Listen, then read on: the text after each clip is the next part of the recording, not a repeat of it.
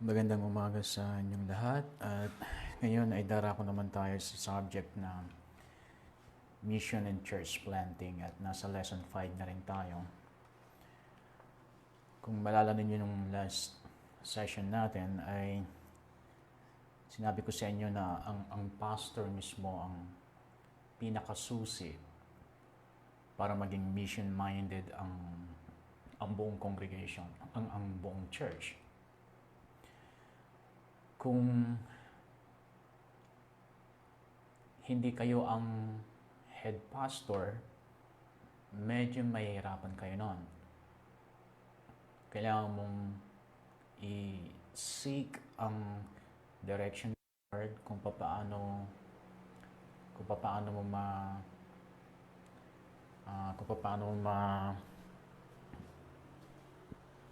may open sa yung pastor kung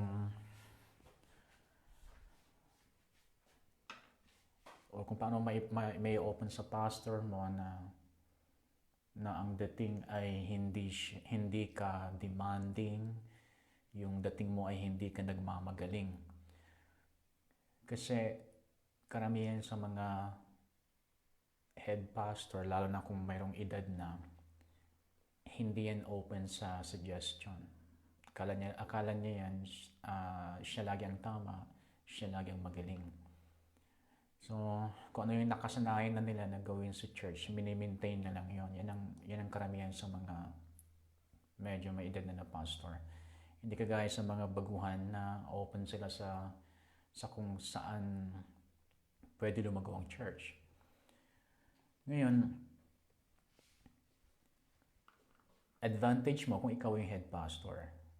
Medyo mahirapan ka kung hindi ikaw yung head pastor. Pero siguro, ang isang strategy dyan ay kailangan mong i-convince kung hindi open yung head pastor, kailangan mong i-convince yung mga leaders sa church or members sa church na alam mong meron siyang mataas na respeto.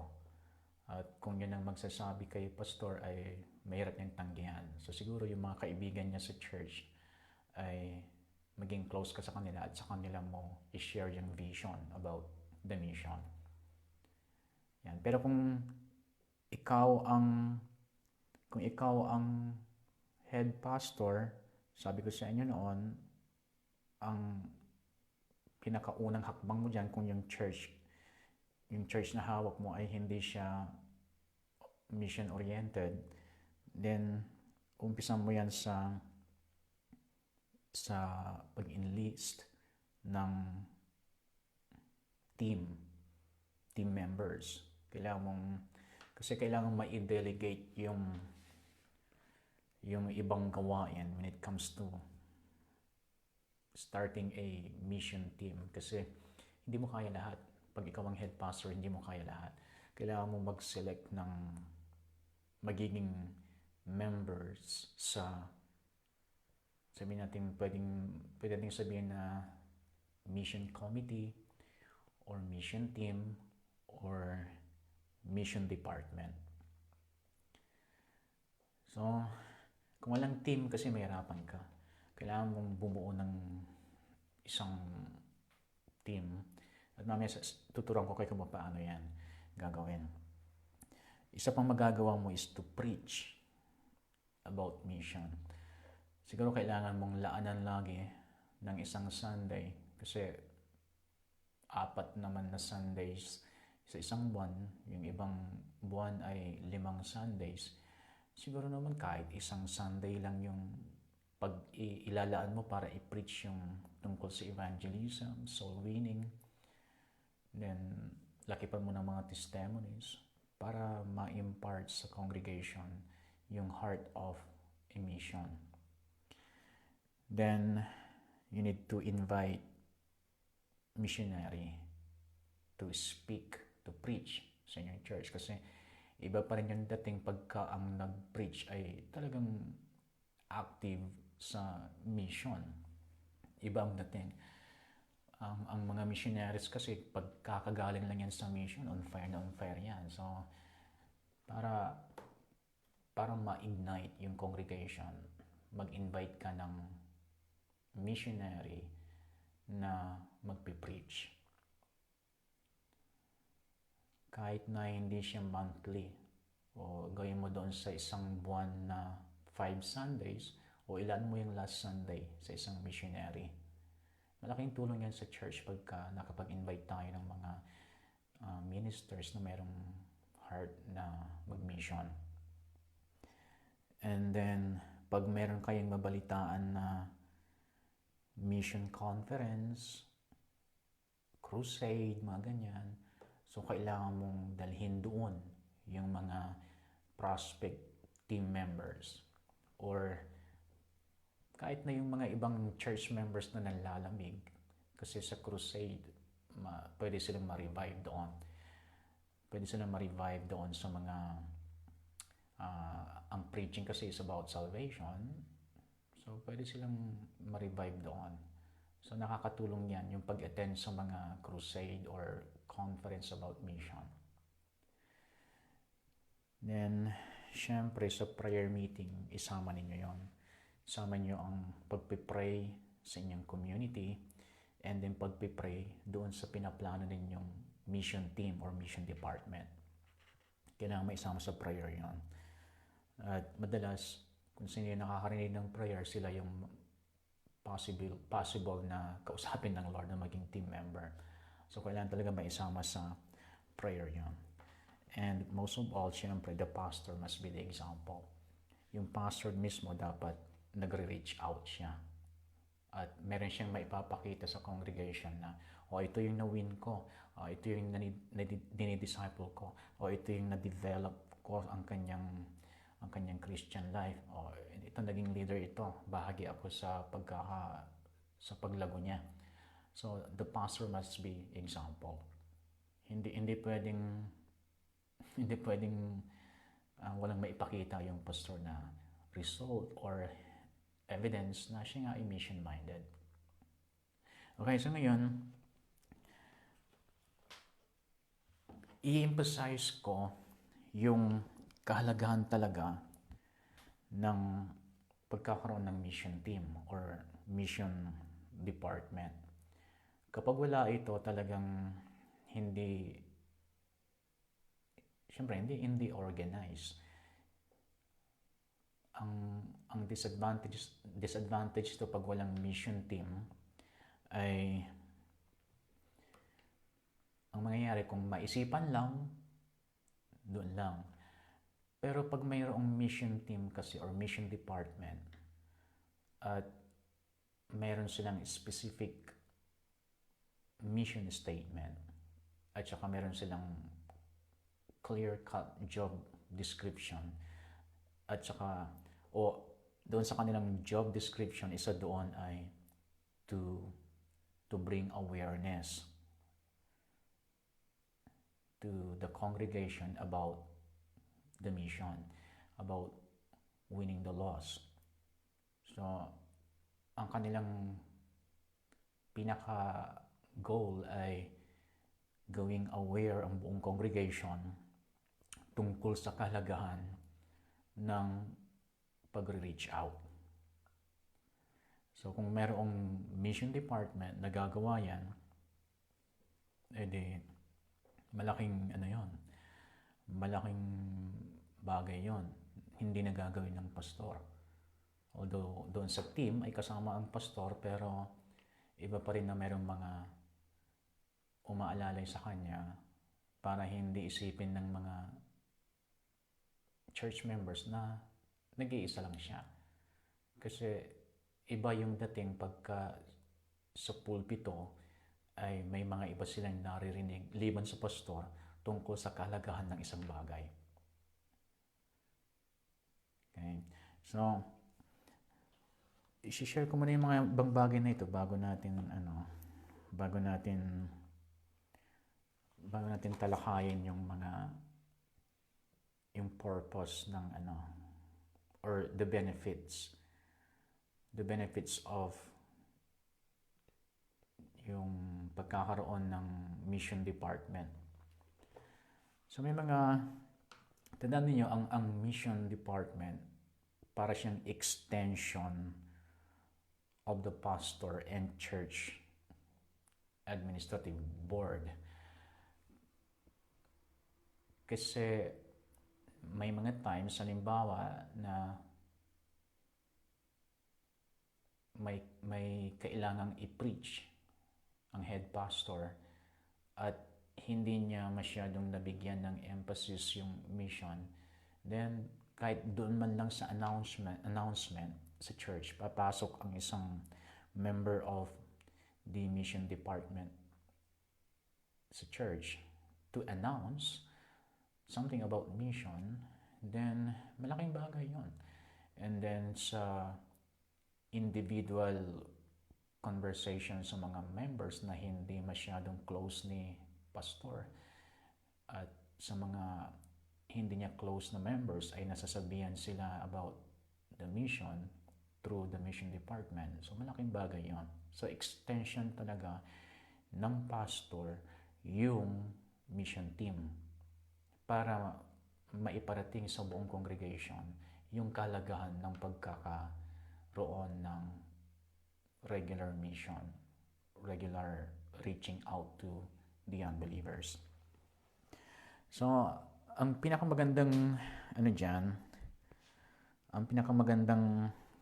gagawin mo dyan is to approach.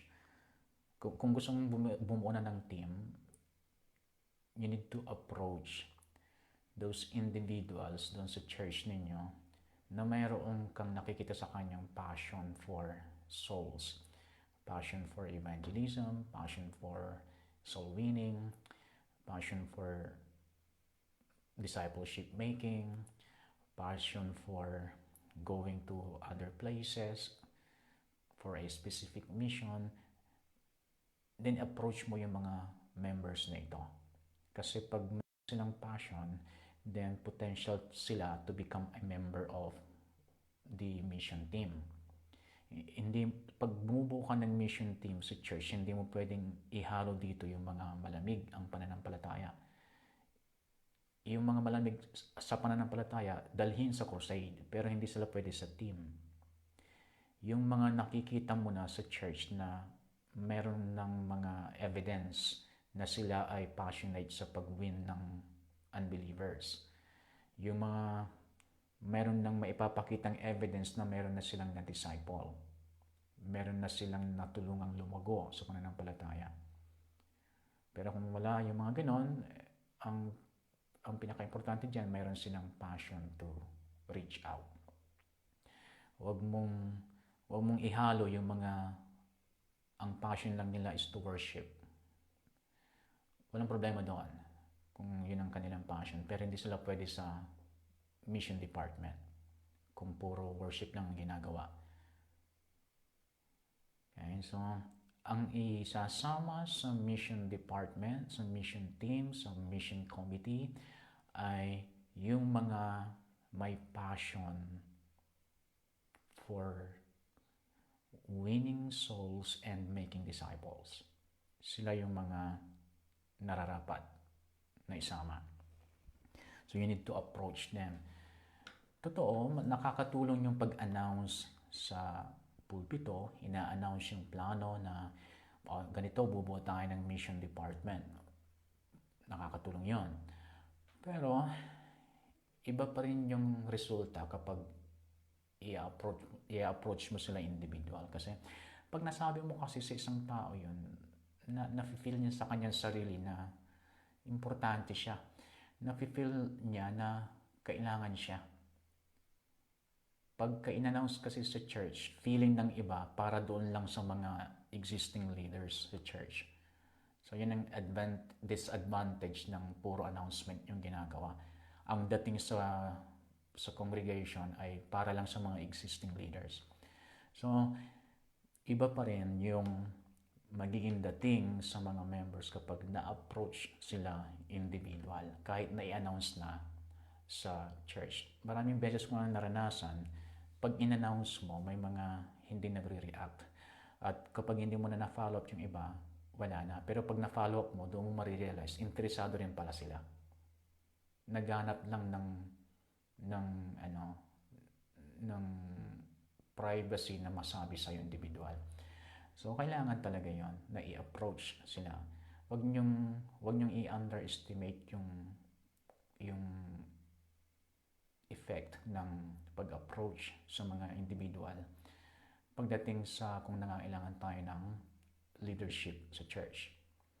May mga hindi nakakausap sa church na committed at mas potential, hindi sila nagkakaroon ng chance kasi akala nila hindi sila kailangan sa church. So, maraming beses ko na nasubukan yan na akala ko hindi siya magiging effective. Hindi ko nakikita kung anong klaseng gift meron siya, pero nung nakausap ko na, tapos nai-open ko ang isang klase ng ministry, and then napakita ng interest. And then nakita ko mas magaling pala siya kaysa doon sa ina-expect ko na magaling sana. Yung inaasahan ko na mas magiging influential, powerful leader, ay mas dadagin pala ng isang nung una ina-underestimate ko. So, huwag niyong baliwalahin yun. Kailangan may mga kailangang i-approach talaga. May mga ganong klaseng tao na pag hindi mo kinausap, hindi magbibigay ng commitment. Pero once na nakausap mo na, handa pala siyang makipagtulungan para i-accomplish ang isang purpose. Okay, so and then pagka na-approach mo na sila, then you need to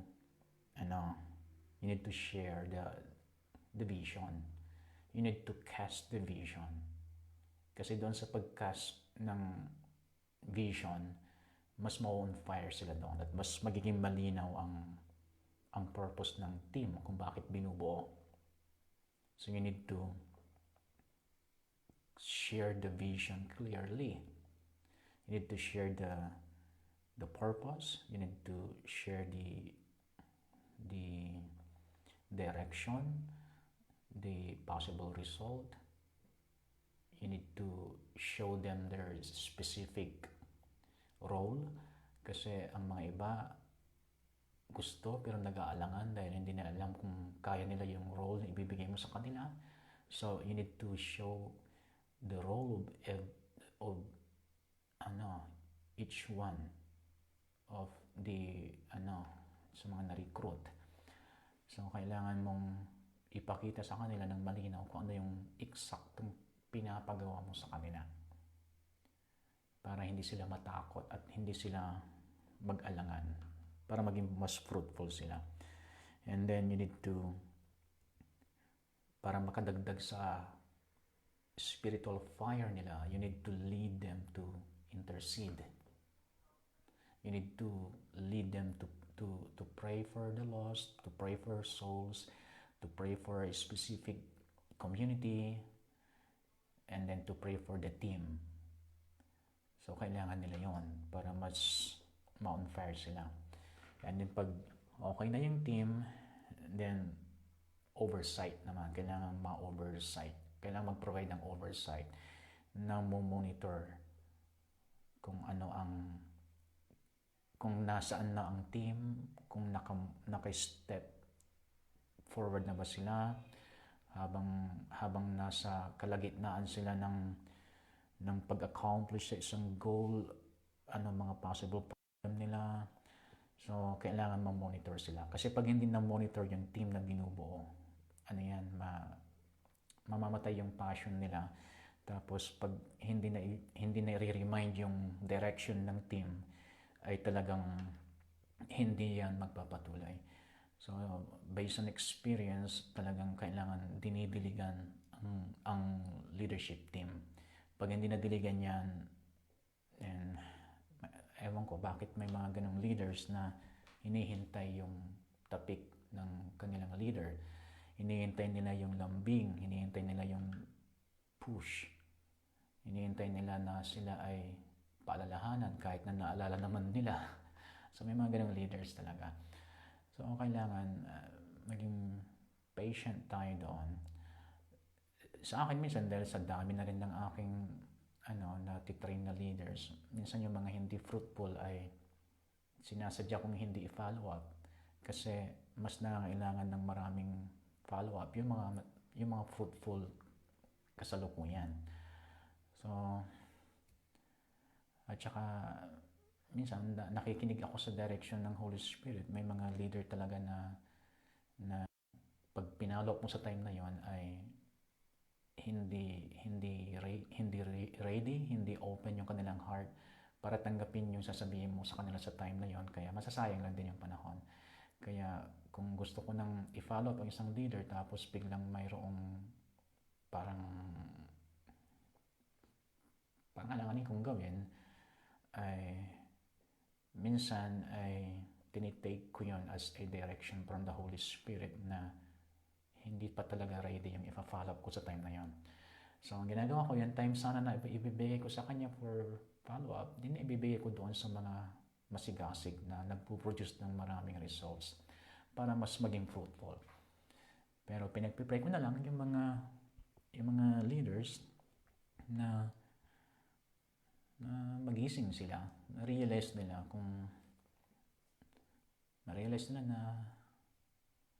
na hindi tamang lugar yung kanilang kinalalagyan kapag idle sila, kapag walang pinupursue na i-accomplish. Ako nasanay kasi ako na may ina-accomplish lagi.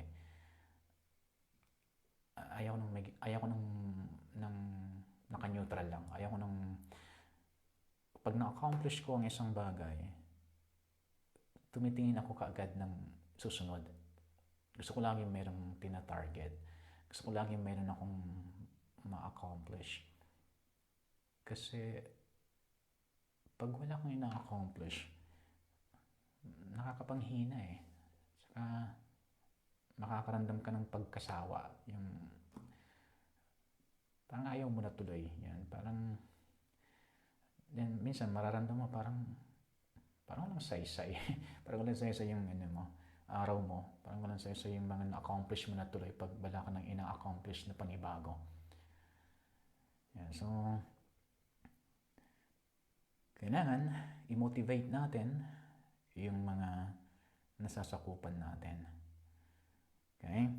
So, ngayon tingnan natin yung mga benefits naman. Benefits ng pagkakaroon ng mission team na pwede mong i-share sa mga ibang leaders sa church na mayroong ding influence. And sa ganun ay baka makatulong sila na i-suggest sa head pastor. Pag may mission team, pag mayroong committee ng mission, pag mayroong mission department, that team, that department will help establish missions as a primary purpose of the local church. Okay, so alam ko nauso sa church yung pagkakaroon ng mission statement, pagkakaroon ng yung attractive mission statement, at kahit saan ako magpunta na lugar, may kanya-kanya silang mission statement, pagandahan ng mission statement, pero karamihan sa kanila, display lang. Naka-display lang yung mission statement nila doon, pero hindi naman talaga ginagawa. So, tama naman na ang isang company, isang organization, isang church ay magkaroon ng mission statement or purpose statement, pero hindi yun excuse para tanggalin ang primary purpose ng church, which is evangelism. That's the primary purpose. May mga church na sila ay worship-oriented, music-oriented, at minsan doon nila binubuo ang kanilang statement or mission statement. at para bang hindi nagiging priority ang mission. So yun ay mali. Ang iba sila ay ministry-oriented. Mayroon silang sinusunod na kasabihan na every member is a minister. At minsan ay nakafocus sila doon. Yung statement ng kanilang mission ay nakafocus doon sa every member is a minister. Walang masama doon sa every member is a minister, pero yung primary purpose ng church is mission, to win souls. Alam kong hindi nagtatapos sa mission, pero hindi pwedeng hindi mag-umpisa sa mission. Mission and discipleship, di ba? Or evangelism and discipleship. And then, yung mga iba, then, habang dinidisciple natin ang isang na-evangelize, idagdag natin yung iba. Siyempre, papasok na dyan ang pagiging worshiper niya, papasok na dyan yung pagiging minister niya. Pero, ang pinaka-primary is to go into all the world, preach the gospel, and then make disciples. Yun ang pinaka-primary talaga. Kasi kahit na maging worship-oriented yung church, ministry-oriented siya, kung hindi naman na-disciples yung mga members, then wala rin. Pangalawa na benefit is the ministry department or the mission department will lighten the pastor's workload. So makakatulong siya para gumaan yung workload na ginagawa ng pastor, ng head pastor. Kasi malaking relief na sa pastor yun na hindi na siya yung magmo-motivate sa buong congregation, although kailangan niyang gawin, pero hindi niya sinusolo. So yung assistance ng mission team to make the whole church aware about mission ay malaking relief yun sa pastor. So nakakagaan talaga. Nakakagaan ng ministry load sa head pastor kapag mayroong mission department. Then another benefit is will enlist greater participation. Kasi normal yon na may mga hindi kayang i-motivate ng pastor sa church, pero mai-motivate ng ibang leader. Normal yon. Hindi lahat ay ma-motivate ng pastor. Lalo kung apo na niya. Pag apo na niya, ibig sabihin, yung na-disciple mo, nag-disciple ng iba. So, yun ay apo mo na. So, dahil hindi siya nakadirect sa'yo, nakadirect siya doon sa disciple mo, ay mas mamomotivate yun ng na-disciple mo kaysa ikaw mismo. Dahil mas kilala na niya yung nag-disciple sa kanya kaysa sa'yo. Ngayon, may influence yung gagawin mo sa head pastor, pero iba pa rin yung nag-lead sa kanya sa Lord tapos nag-disciple sa kanya, iba pa rin na siya yung magre-recruit o mag-motivate. So, yan ang kagandahan ng mayroong mission team. Yung mga hindi ma-motivate ng pastor, mamomotivate ng team. So, benefit yon. Another is the mission team will minimize criticism. It will cause the whole church to minimize criticism. Bakit? Alam niyo, karamihan sa mga critics sa church, yung mga maraming napapansin, yung mga maraming kinikriticize sa church, karamihan sa mga critics ay hindi sila involved sa isang gawain. Ang critics, ang ikikriticize niya, work ng iba. Hindi niya ikikriticize yung work niya. Kaya kung maraming nagkikriticize sa mga ginagawa natin sa church, ibig sabihin maraming hindi involved sa gawain. Kaya yung mga size nila ay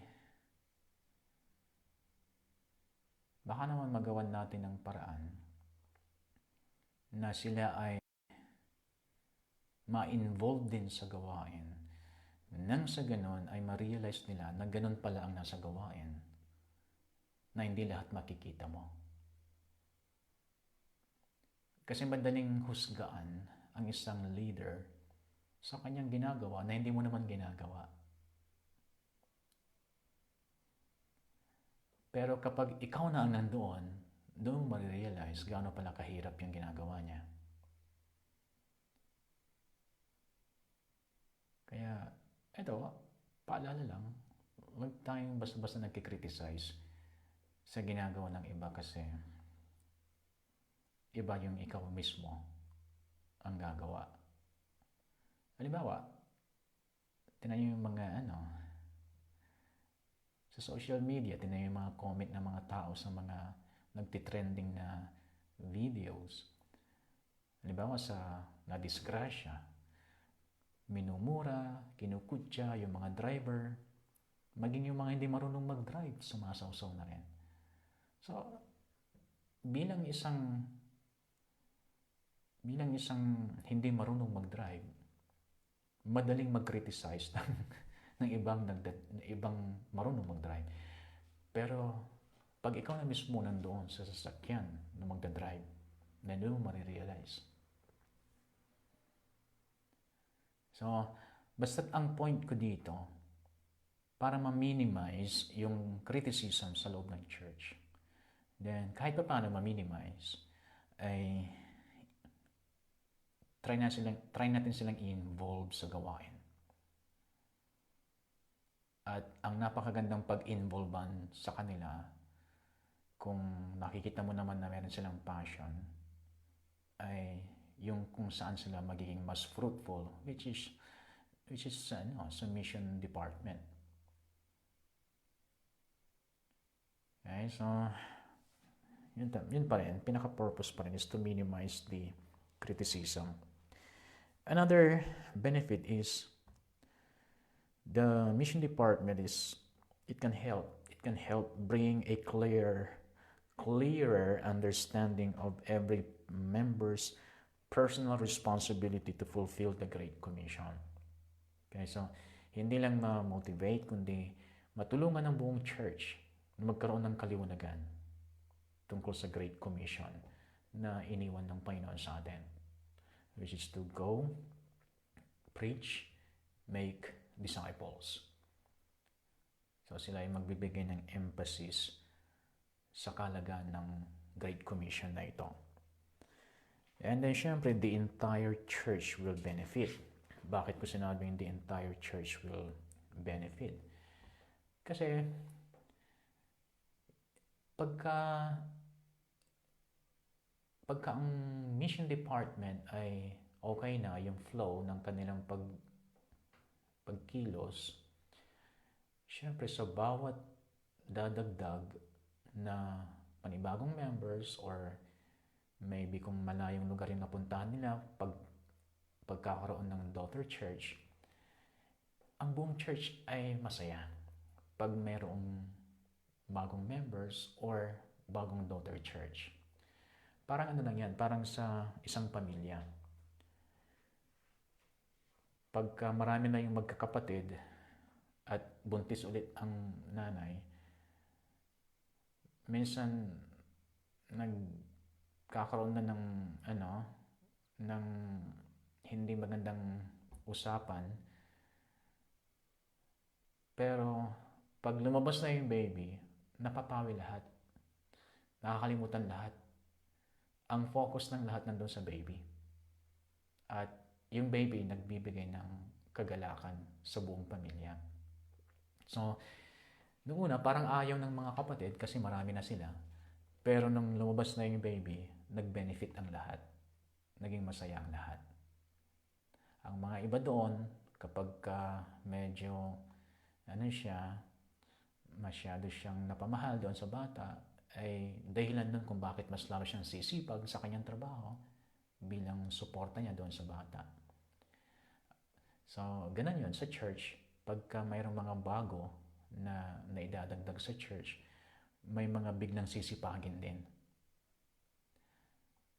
So, ang iba ay mahihikayat na magdala din kasi nakakapagbigay ng galak sa buong church pag may mga bago.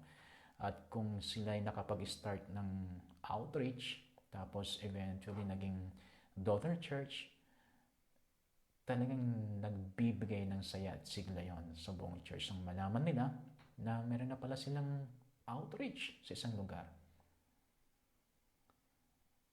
Yung kaya sa Overcomer Church, yung mga iba ay parang akala nila walang nangyayari sa Overcomer during pandemic. Hindi ko naman sinasabi yung mga ginagawa ko na nagre-reach out ako through social media, and then nagtitrain ako, and then isang araw nalaman na lang nila na meron na palang outreach sa ibang lugar.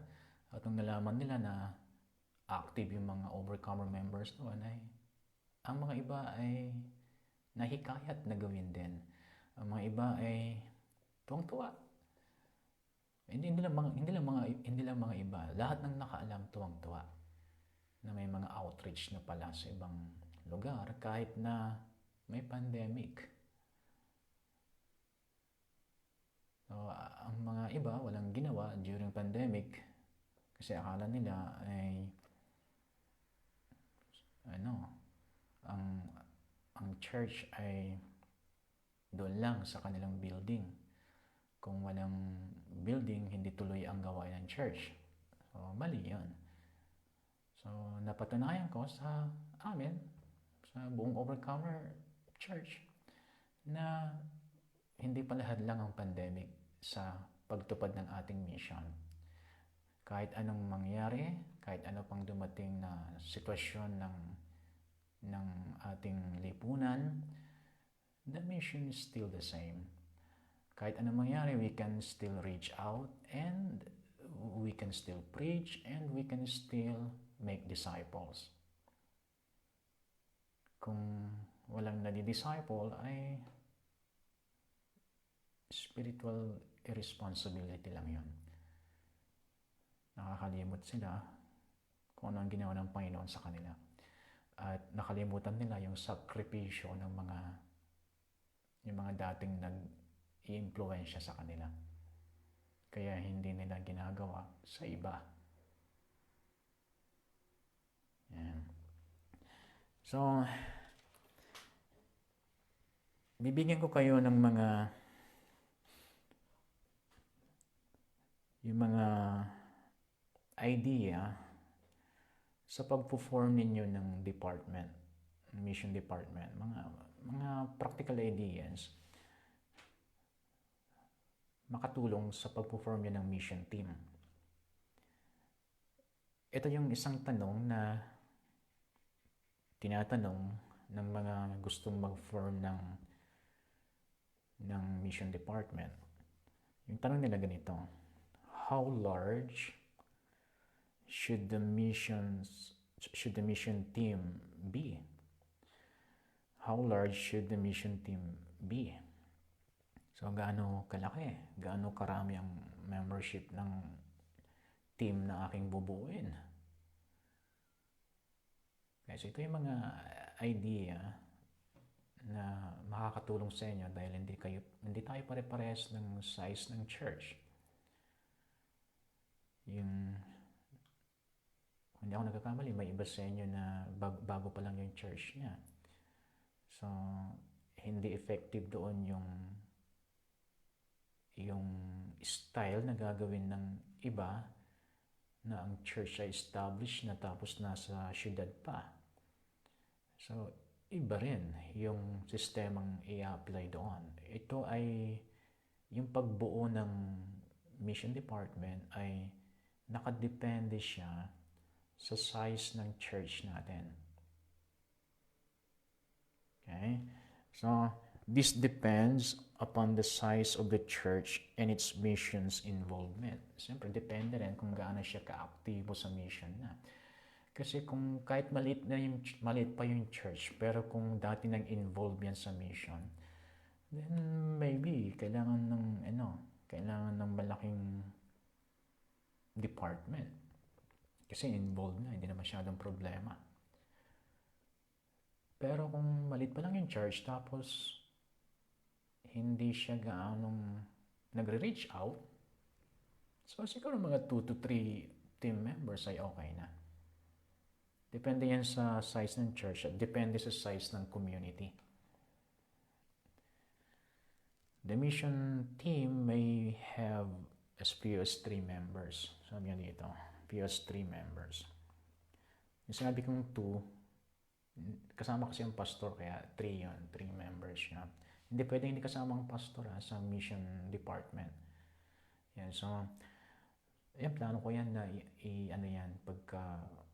pagka nagawa yung church namin, talagang bibigyan ko ng malaking strength, spiritual energy para sa mission department, dahil alam ko na ang specific na pinapagawa ng Lord sa akin, although pinapapunta niya ako sa mga ibang lugar, pero ang pinaka mission ko kasi na alam ko galing sa Lord ay lagyan ng church, lagyan ng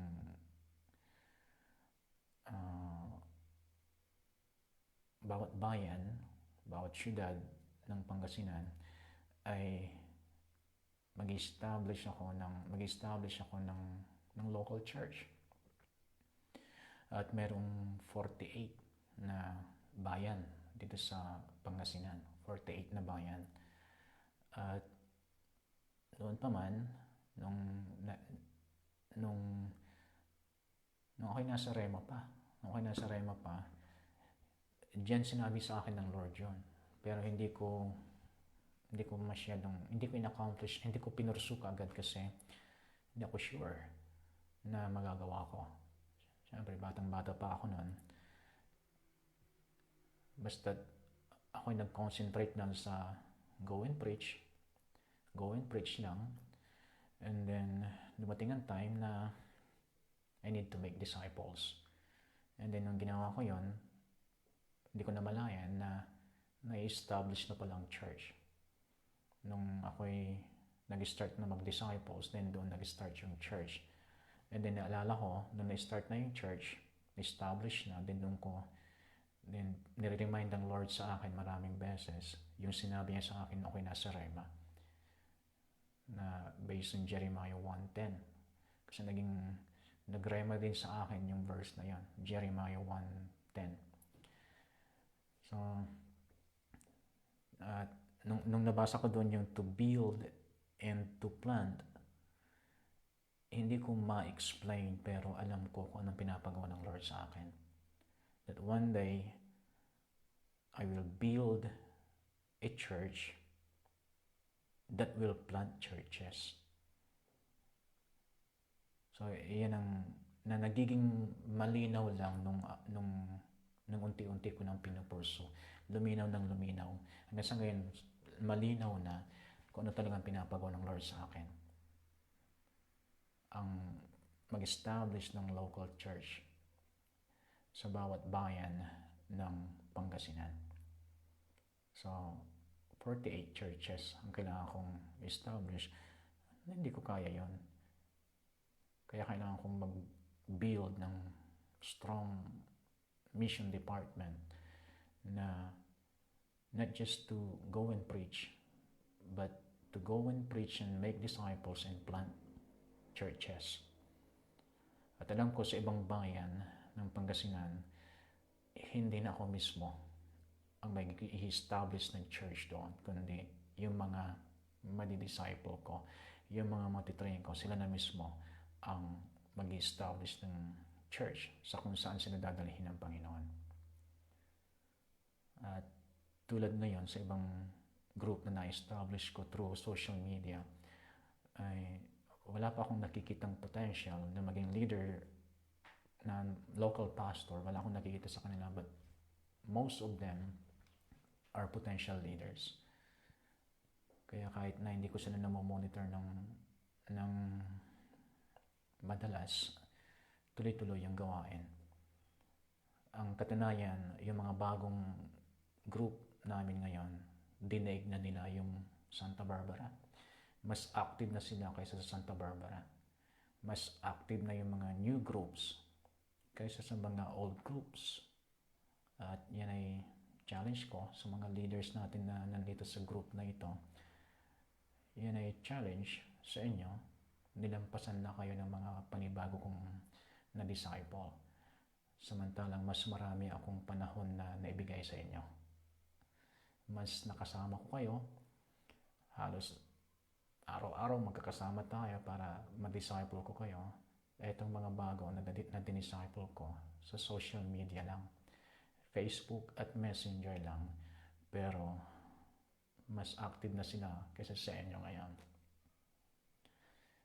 Okay, so unti-unti nakikita ko yung kaliwanagan sa pinapagawa ng Lord sa akin na mag-establish ng local church sa bawat bayan.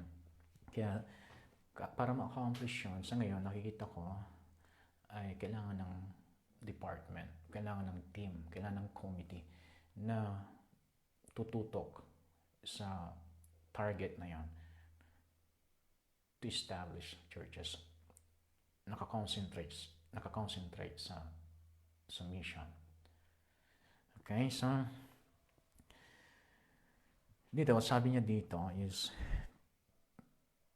nandun pa rin tayo sa pag-recruit ng team members ng mission. 2 couples with a strong interest in missions can form the core of your team. So, based on experience kasi, pag nagsama ang mag-asawa, pag may dalawang couple na members of the committee, couples very powerful, very strong yung team pag nag-join yung mag-asawa for a specific mission. Mas effective compared to singles na may boyfriend or may girlfriend. So based on experience, base sa lahat ng mga naobserbahan ko noon pa, mas effective yung couples na magkasamang nag-member sa leadership team kaysa doon sa mga singles na may boyfriend at girlfriend. Lalo kung ang kanilang jowa ay hindi strong believer. May mga naranasan ako na habang dinidisciple ko yung isang believer, hindi makapag-concentrate kasi kasalukuyan sila nag-aaway ng boyfriend or girlfriend niya. So hindi niya makakonsentrate yung aking mini-mentor sa kanya. May mga ganong nangyayari. At kahit madalas mo siyang i-motivate, hindi siya nakaka-accomplish ng marami dahil ang kanyang focus ay nandun sa kilig moments niya sa kanyang jowa. Hindi niya papansinin yung mga chat mo sa kanya kasi kasalukuyang may ka-chat. Ganyan. So, based on experience talaga kahit sino, powerful yung team na mabubuo kung ang members ng team ay couples na nagkakaintindihan sa spiritual matters. Kaya advice ko sa mga singles, hindi ko naman sinasabing lalo sa inyo, sa Rema, isa lang naman ng double sa inyo. Ang advice ko ay kailangan yung maging partner ninyo. Hindi kailangan maging Rema graduate, hindi kailangan maging full-time minister. Yung nagkakaintindihan kayo ng pananaw. may parehas kayong perspective when it comes to serving the Lord. Kagaya sa akin, ayaw ko talaga ng ayaw ko talaga magkaroon, ayaw kong ang maging partner ko ay preacher. Ayaw ko. Ayaw ko ng preacher na partner. Kasi, ewan, hindi naman siguro dahil sa ayaw kong magkaroon ng competition, pero basta ayaw kong magkaroon ng partner na public may public speaking skills. Ang gusto ko lang ay yung susuporta sa lahat ng pinapagawa ng Lord sa akin. Yung hindi ka kokontrahin sa direction ng Lord sa iyo. Yung nandiyan lang siya palagi na sumusuporta sa iyo kahit hindi siya magpe-preach, kahit hindi siya kilala sa public, basta nandiyan lang siya na nakasuporta sa iyo. Yun ang gusto ko. Ayoko nang parehas kami nagpe-preach. Parang si Kenneth Hagin, di ba? Si Kenneth Hagin, talagang full-time speaker na, pero ang kanyang asawa ay doon lang na sumusuporta sa kanya. Kabaliktaran naman kay Kenneth Copeland kasi preacher silang dalawa. So,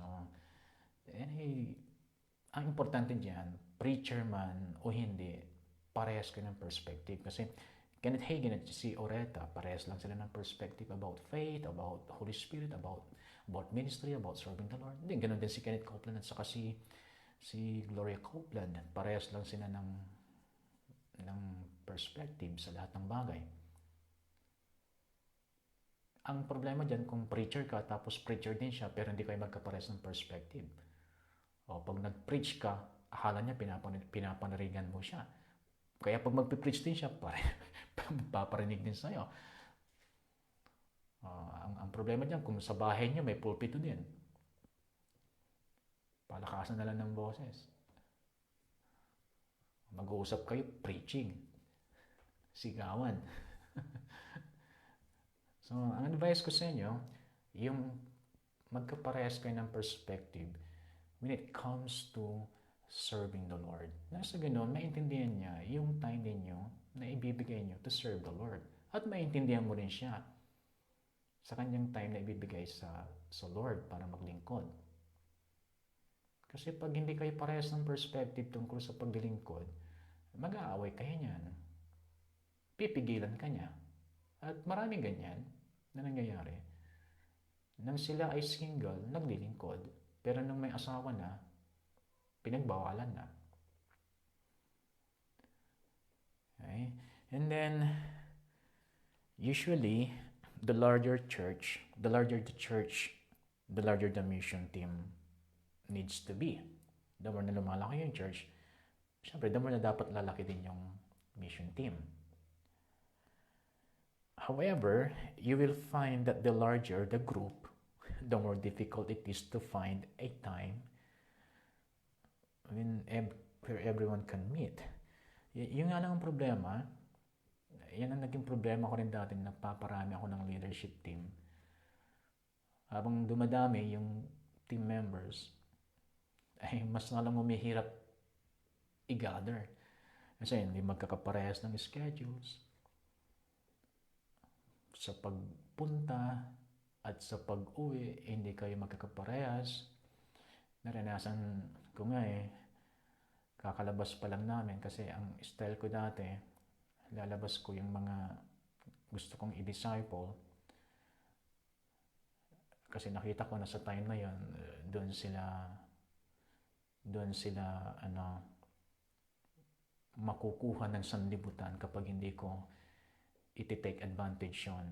Kasi yung mga batch na ito na dinisciple ko ay kahinaan nila talaga yung gala.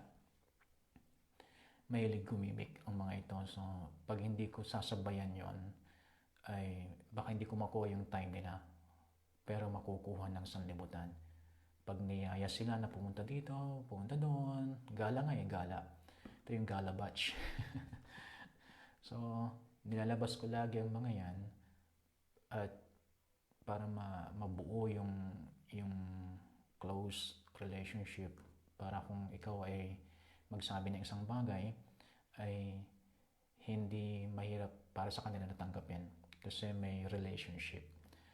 Pag wala kasing relationship, mahirap natanggapin yung mga sasabihin mo. So, nagbanding para makilala ko sila ng lubusan.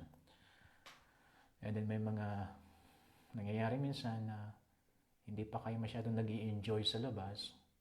Then, iba sa kanila may tatawagan ng magulang. So, the more na lumalaki yung grupo, the more na mas mahirap silang i-gather. So, yun nga lang ang problema. Pero, kung talagang desidido ka na maging member sila sa department, ay marami namang paraan. Marami namang paraan para mapanatili. Ang importante dyan ay hindi ma-stop yung team.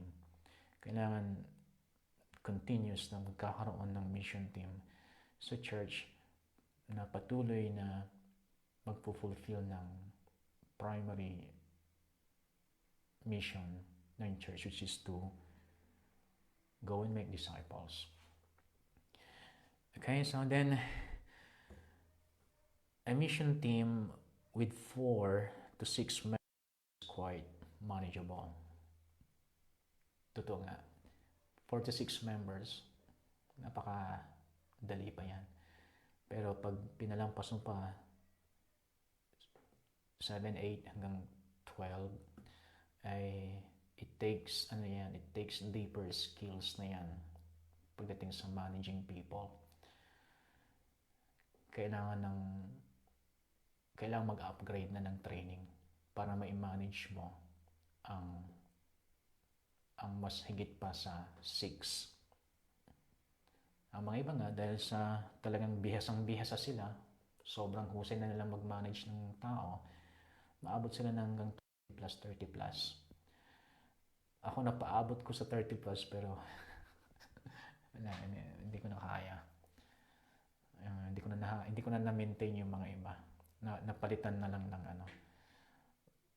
Marami pa rin sila hanggang ngayon, pero hindi na ako ganun ka-effective na i-motivate ang bawat sa kanila. Ang nangyayari na lang sa akin ngayon ay kung sino yung on fire. Doon lang ako tumututok. Yung mga hindi na on fire, hinahayaan ko muna sila dyan. Pero pag may problema sila, syempre, available din ako lagi na mag-reach out sa kanila.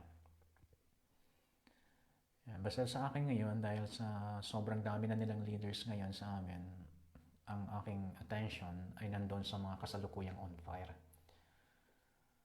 Kaya kung sino yung nakikita kong medyo umaapoy, okay, may apoy dito, tulungan natin, paypayan natin ito. Ganun na lang yung ginagawa ko ngayon. Ang maraming leaders sa amin ngayon, outside Santa Barbara. So, doon ako nakapokus. Pero pag napansin ko yung mga dating leaders sa Santa Barbara, medyo maapoy. Tulungan natin paypayan. Dami na kasi kaya naintindihan naman siguro ng mga yan. Lalo na yung mga dati kong kasama, may mga trabaho na rin yung iba sa kanila. So, naintindihan naman nila yan. Consider asking representatives of various departments in the church. Okay, so kung ang church niyo mayroon siyang existing departments, halimbawa sa music, children, men's, women's team, then baka naman yung isa sa mga leader doon ay mission-minded. Then mas okay siguro kung sila yung i-recruit mo sa team para yung team din nila, yung department nila ay ma-impluwensyahan din. Mas okay yan. Pero kung wala naman mga existing department sa church ninyo, ang gawin mo na lang yung sinabi ko kanina, approach those who are passionate sa mission. Okay? So, what should be the qualifications naman? Kasi importante rin yun. Anong qualifications na titingnan ko sa mga i-recruit ko na maging member ng mission team. So, what should be their qualifications for mission team? Siyempre, number one is they must be active members in the local assembly. Nung wala pang pandemic, alam niyo naman siguro kung gaano sila kadalas pumunta sa church. Kasi kung lulubog lilitaw, hindi pwedeng maging team ng ng mission. Kasi ang mga nire-recruit sa mission department, yung mga talagang nag-aapoy. At hindi ako naniniwala sa isang believer na nag-aapoy na hindi pupunta ng church lagi. Yung hindi pumupunta sa church tapos sinasabi nag-aapoy siya, akala lang niya yon. Ang talagang nag-aapoy, gustong-gustong pumunta sa church.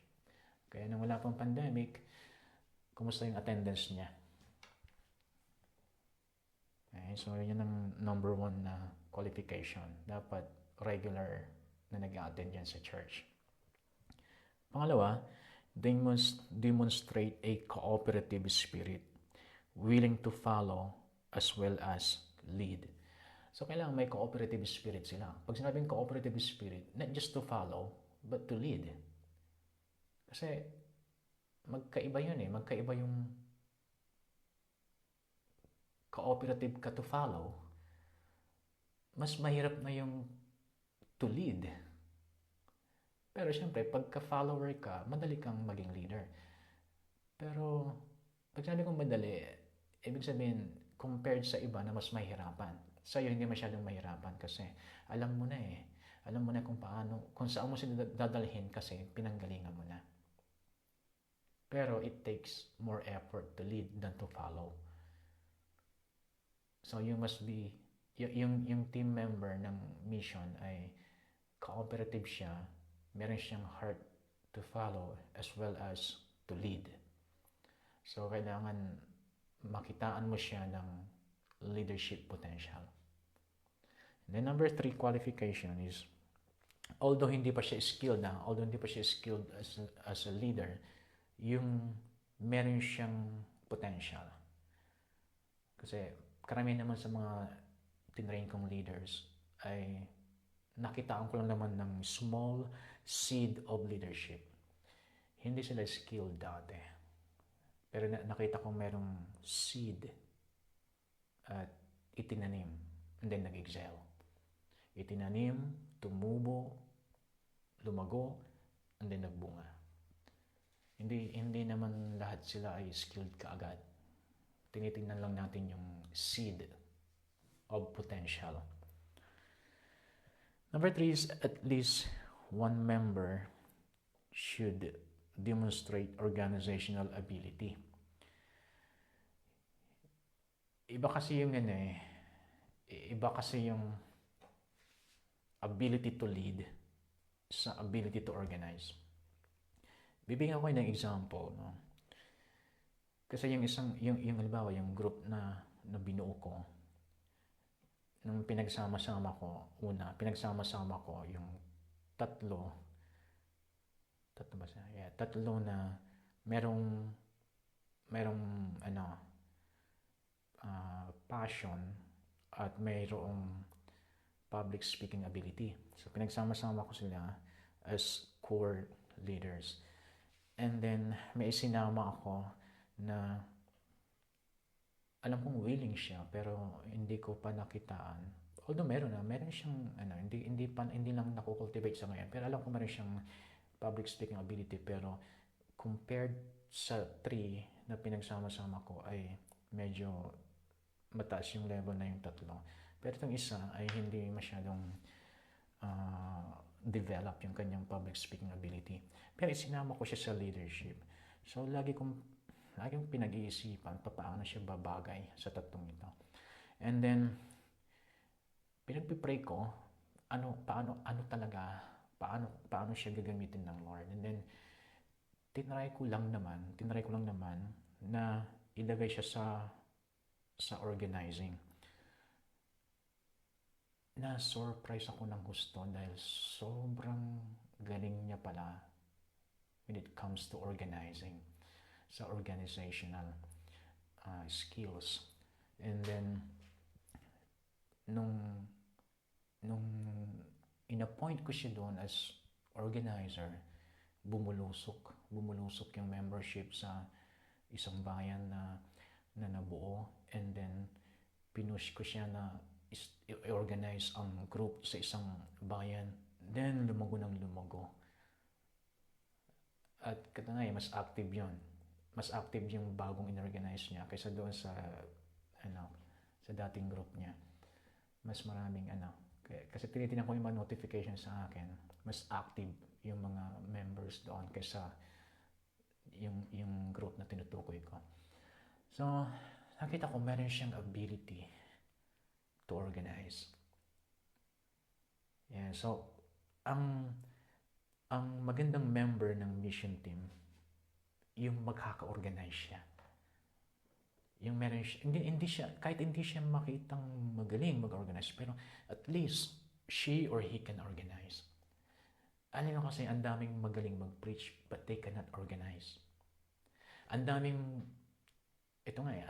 magaling mag-preach, magaling magturo, but they cannot lead. They cannot lead others. They cannot make disciples, but they can teach. They can preach, but they cannot make disciples. They cannot produce followers. Ang iba, they can produce followers, but they cannot preach. Ang iba, they can organize, but they cannot preach. So magkakaiba talaga ng giftings. Pero maganda kapag gusto mong maging member ng mission, yung makakapag-organize. Kasi pag nandun na kayo sa outreach, ang daming kailangan i-organize yan. Pag napunta ka sa isang community, kailangan i-organize yung mga bata, kailangan i-organize yung mga magulang, kailangan i-organize kung ano ba yung gagawin sa mission na ito. Gagamit ba tayo ng feeding program? Gagamit ba tayo ng medical mission? Ang daming dapat i-organize ang mission department. So, kailangan ang team member ay at least he or she can organize. Kahit hindi siya magaling, but at least he can decide kung paano ang gagawin kapag magulo. Pumunta kayo sa isang community, magulo, halo-halo. And then, kailangan ng organizer sa mga time na yan. Okay, so malapit na tayong matapos. Number 4, they must be faithful in attendance and tithing. Yung una pala, yung number 1, they must be active members. Ibig sabihin talagang bona fide member ng church. Itong number 4, attendance ang tinutukoy, and tithing. Kailangan nagtitithe siya.